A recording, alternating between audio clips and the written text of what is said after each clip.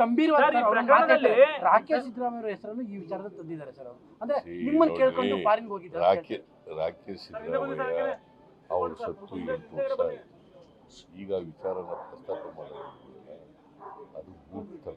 ಆ issue different, ರಾಜಕೀಯಕ್ಕೋಸ್ಕರ ಮಾಡ್ತಕ್ಕಂಥದ್ದು. Sir, ಈಗ ಅವರು 2016ರಲ್ಲಿ ಸತ್ತು. ಎಷ್ಟನೇದು ಇಷ್ಟು ಈಗ ಅದಕ್ಕೂ ಇದಕ್ಕೂ ಸಂಬಂಧ ಇದೆ. ರಿಲೆವೆನ್ಸ್ ಇದೆ. ರೇಪ್ ಮಾಡಕ್ಕೆ ಇಲ್ಲಿ ಇವ್ರ ಅಣ್ಣನ ಮಗ ರೇಪ್ ಮಾಡಿದಾನೆ ಅಂತ ಇರೋದು ಕೇಸು. ರೇಪ್ ಮಾಡಿದ್ದಾರೆ.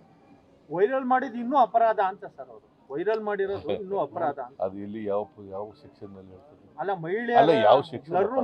ಇಂಡಿಯನ್ ಪೀನಲ್ ಕೋಡ್ ನಲ್ಲಿ ಯಾವ ಸೆಕ್ಷನ್ ಹೇಳ್ತದೆ? ಇಂಡಿಯನ್ ಪೀನಲ್ ಕೋಡ್ ನಲ್ಲಿ ಸೆಕ್ಷನ್ ಹೇಳಿದ್ರೆ ಕೋಟ್ ಮಾಡಿದ್ರೆ ಏನ್ ಮಾಡಿಲ್ಲ, ಮತ್ತೆ ಮಾಡದಿದ್ರೆ ಇಂಡಿಯನ್ ಪೀನಲ್ ಕೋಡ್ ಅಲ್ವಾ? ಅದ್ರ ಪ್ರಕಾರ ತಾನೇ ಶಿಕ್ಷೆ ಕೊಡೋದು. ಯಾವ ಸೆಕ್ಷನ್ ನಡಿನಲ್ಲಿ ಕುಮಾರಸ್ವಾಮಿ ಹೇಳೋದು ಹೇಳ್ತಾ ಇದ್ದಾರೆ. ನಾನು ಅದನ್ನ ಅವ್ರ ಮುಖ ತೋರಿಸಿ ಇದೆಲ್ಲ ಮಾಡಿ ಪ್ರಚಾರ ಮಾಡೋದು ಅದು ರೈಟ್ ಸರಿ ಅಂತ ಹೇಳಕ್ ಹೋಗಲ್ಲ. ಬಟ್ ಇವ್ರು ಹೇಳೋ ಪ್ರಕಾರ ಇದು ರೇಪ್ಗಿಂತ ದೊಡ್ಡದು ಅಂತ ಹೇಳ್ತಾರಲ್ಲ, ಯಾವ ಸೆಕ್ಷನ್ ಅಡಿಲಿ ಬರ್ತದೆ ಅದು? ಇಂಡಿಯನ್ ಪೀನಲ್ ಕೋಡ್ನಲ್ಲಿ ಯಾವ ಸೆಕ್ಷನ್ ಬರ್ತದೆ?